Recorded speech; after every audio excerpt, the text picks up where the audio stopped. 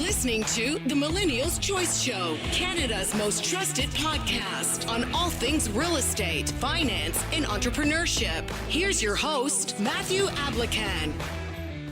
What's going on, everybody? Welcome to another episode of the Millennial's Choice Show. I'm your host, Matthew Ablakan, and I'm here with my brother from the same mother, my co-host, Danny Ablakan. Drum roll. What's going on? What's going on, sir? And I got something that I've been wanting to talk to for so long. Get off your chest, man. Yeah, I want to get off my chest. And it's about Airbnb. And you know what? I shouldn't say it's about Airbnb because Airbnb is a company, and I'm not trying to knock the company, but it's about short-term rentals versus long-term rentals, because we get a lot of questions about this. And what you have to understand is I'm a fan of real estate, so I like all types of real estate. I like different strategies in real estate investing, and the beautiful thing is that real estate investing offers you the opportunity to go through different kinds of strategies. Yeah. With your real estate. So that could be short-term rentals, that could be long-term rentals, just depends on your goals. I want to just talk about very simply pros and cons to short-term rentals and long-term rentals. So subscribe if you haven't already done so. Do your duties, guys. We appreciate it. And you want to jump in there?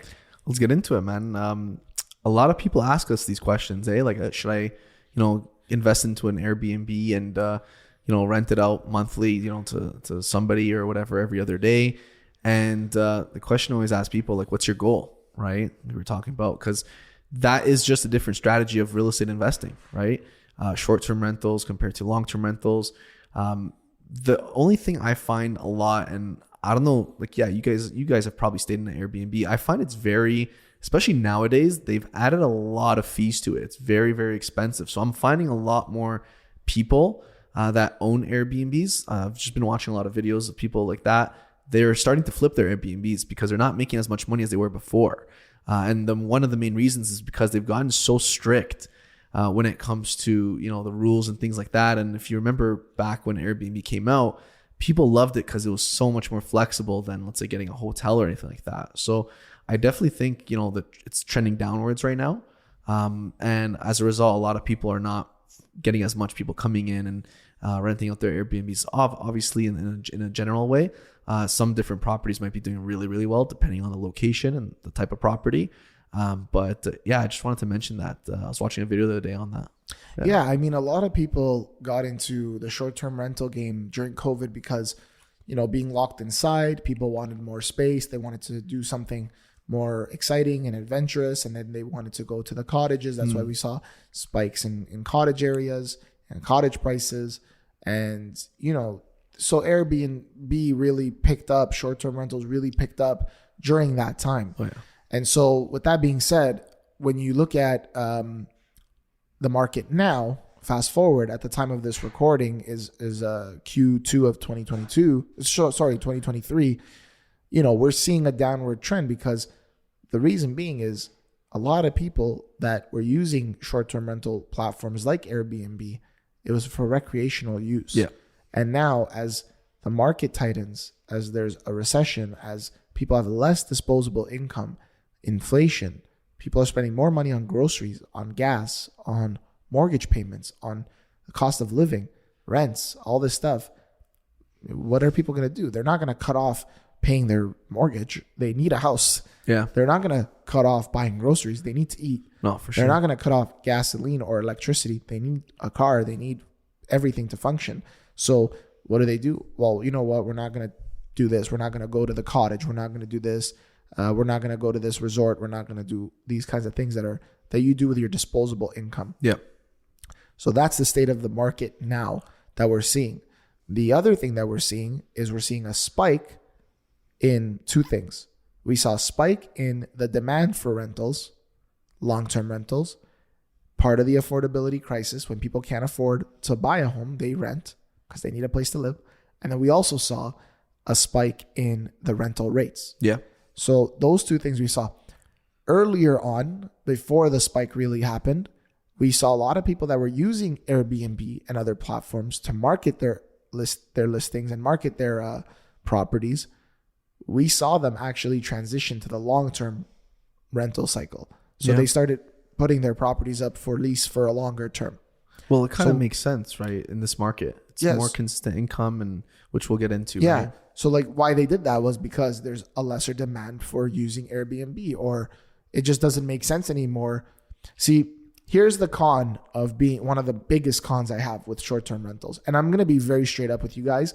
I'm biased because I'm a long-term rental kind of guy, but that doesn't mean I don't learn about short-term rentals. That doesn't mean I'm closed-minded to the opportunity. I like to learn about it, and then I make a decision accordingly. So what I want to point out is that with Airbnb, one of the biggest cons is that you become a property manager. Yeah. That's literally what it is. You think you're investing and you're a landlord and this and that, but if you're the one that's cleaning, if you're the one that's dealing with exchanging keys with the tenant, or the tenant every 2 days, or whatever the case may be, if you're in charge of collecting, fees and all this kind of stuff, if you're in charge of whatever else comes with that short-term rental, setup, you're a property manager. Yeah. Plain and simple. I don't like being a property manager. Yeah, it's very, very hands-on. Very hands-on. That's the con. Yeah. So what you guys need to get is how many hours are you spending in this property? I don't want to get another career. I'm doing what I'm doing. Yeah. I don't want another career as a property manager for my own listings. I don't want that. For my own deals, my own properties. I don't want to be a property manager. I want turnkey solution. Someone's there long term. I'm not thinking about it. I don't worry about it. Some of my tenants have been there for years, like a lot of years. I was just going to ask you about that real quick. Do you get like a lot of calls from your tenants, like for your long-term rentals? Barely any calls. No, barely. There's been. I haven't been into my properties in years. Like I don't go on a monthly basis. I don't go every quarter. I don't go twice a year. I don't go once a year. I've barely been. The only one that I sold, the townhouse I talk about that I sold to buy our primary residence. I bought it. I closed the deal. I saw it because it was from a builder. I saw it once it was built. I ended up showing it a couple times to prospective tenants, and I never saw it again. It was leased out for 5 years. I never saw it in 5 years. And when we got ready to sell it, the tenant was still living there, and we sold it with the tenant living there. I never saw it. We never took pictures. That's awesome. Yeah. Yeah. So just going back to what you're saying. Actually, I saw it through the pictures with the tenant stuff, but I've never been through the property. Yeah. So you didn't spend a lot of time in the property, right? No. And my time is so important that's why I'm saying this to you guys. Like as a short-term, rental property, like as a person, you're spending more hours. So what's your time worth? Yeah. So you might say, well, yeah, we're going to be, you could rent it long-term for $2,000 a month, but we could get $4,000 a month if we do Airbnb. Okay. You're not renting it out every single day. No. Using Airbnb. There is vacancy you have to account for. Number one. Number two, in markets, like I said, that are like this market where there's less people spending disposable income because there's less disposable income, and to go to short-term rentals like cottages and stuff like that, you're vacant most of the time. So you're not generating anything from that. Definitely. Especially during the year, right? Depending on the weather and things like that. And then your time, not only what's your time worth, but what can you be doing with your time? Yeah. If you're a property manager and you're not getting paid for it, then don't kid yourself. You're better off putting it in a long-term rental and get a second side hustle doing something else and make more money. Yeah. That's how I would look at it. If you're looking at it from that perspective of dollars versus time, that's how I would look at it. What if somebody were to ask you, and I think I know how you're going to answer this. What if somebody asked you, but Matthew, there's so much more risk, I think, that happens with long-term rentals. What if the person doesn't pay me rent? They stay there. What would I do? That's such a big risk for me. Why can't they do that with Airbnb? Yeah, I knew you were going to say that. Why can't they do that with, if somebody wants to stay in your property and trespass and do all squatter, that stuff, be a squatter, it's going to happen. Yeah. So you have to, if anything, there's less risk to a long-term rental. Like my tenants that have been living in one of my properties for 4 years now, there's way less risk of them. They've been there for 4 years. They've been paying every single month early and accepting every rate hike or rental rate hike that I propose to them in accordance with the province and whatever. Yeah. There's less risk in that deal. Also, I get a deposit. I get a last month's deposit. Maybe I had one tenant who voluntarily paid the whole year. I didn't ask for it. We did a deal, first and last month's rent. The deal was done where the guy's going to move in. And then he just reached out to me and said, do you mind if I just pay the whole year in advance? I'm like, I don't mind. They just didn't want to pay every month. Some people just aren't good with managing money, and they say, you know what, if I have this money with me, I know I'm going to spend it or blow it. That's true. That's so a really good I just point. want to, here you go for the year. I want to have a place to live. So I got my 12 months of lease money up front. Like, that's not risky. Also, you're not screening anybody with Airbnb. You're not screening anybody with short-term rentals. How are you screening them? The review they have? No, we definitely screen a lot more when we're doing long-term rentals. We screen them so much. Like a lot. So much. That doesn't mean stuff doesn't happen. No, but it's less likely to happen, because we mitigate that risk through the extra screening stuff that we do for tenants and things so like screening, we do credit checks. We do employment verification. We check out, sometimes bank deposits. Previous landlords. Landlords' references. Yeah. Did you sell a house and you're going to move into show me the house that you sold. Yeah. Show me the debts you have, in detail. So there's so much more screening that we do. And then also the consistency in the income is what matters for me as well. That's one of the pros of long-term rentals. Definitely. 100%. Yeah. Yeah. So it's one of those things where, again, depending on the Airbnb, like you could have an Airbnb generating you a lot of money depending on the location and the actual property type. Let's say it's a cottage, right? And it's winterized, and it's, let's say, I don't know, like in a very popular place where there's high demand, right? And people go there a lot for skiing and whatnot and those kind of things. You can make a lot of money out of it. The only question, like Matthew was saying, is how much time are you really putting into it, right? Yeah. So if you're finding yourself putting a lot of time into it, then you do have to calculate that, right? In regards to your bottom line and how much you're actually netting after expenses and your time and things like that, as opposed to a long-term rental where, yeah, you know what? You do a lot of screening up front, right? That is true. We do take a lot more time up front, but it leads to a longer relationship where they're paying you monthly for many, many years. And there's just less risk in that case because it's long term, right? Yeah, and the other thing to keep in mind is that, from a financing standpoint, like what I want to do to create wealth is I want to buy real estate, rent it, stabilize it, and then just move on to another property. Yeah, that's how I look at it. Build up my capitals or credit, and then go do it again. That's how I look at it. So for short-term rentals, you can't really do that because your time is so focused on that one property.